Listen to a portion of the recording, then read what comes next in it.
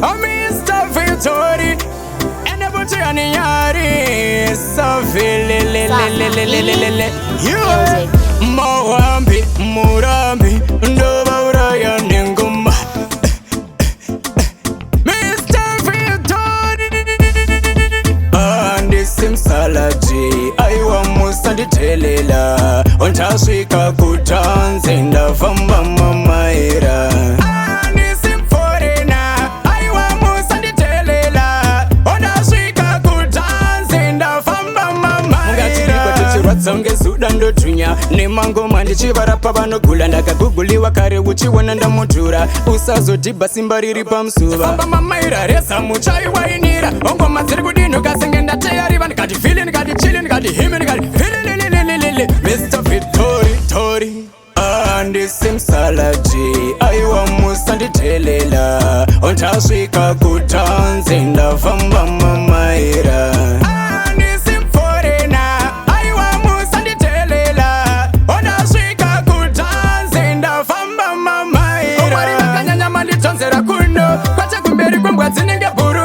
andichina nguva yekusaizwa kuno zveshiwandobvira kuno iyo ihala demstupid iri kuno kana zivokarira Tokin iri pano masvingo yejeriko iri pano otokbolonchaga dzisingano Tokin andisimsalaji aiwa musanditelela ontasvika kutanzi ndafamba mamaira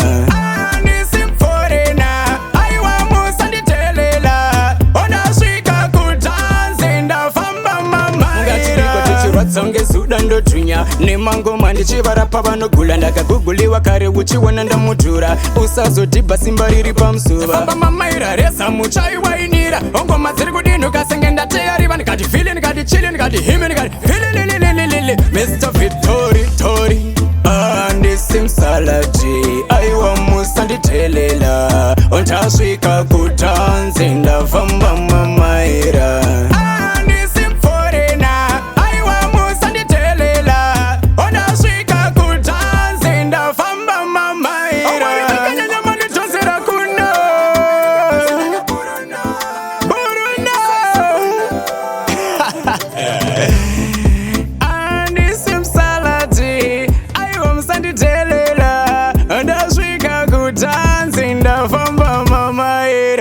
On this Muforena, you big up in yourself, Skyper Youth, aka Hovio, Adi Preacher Kuzo, alongside my body, Studio Van Nyalo.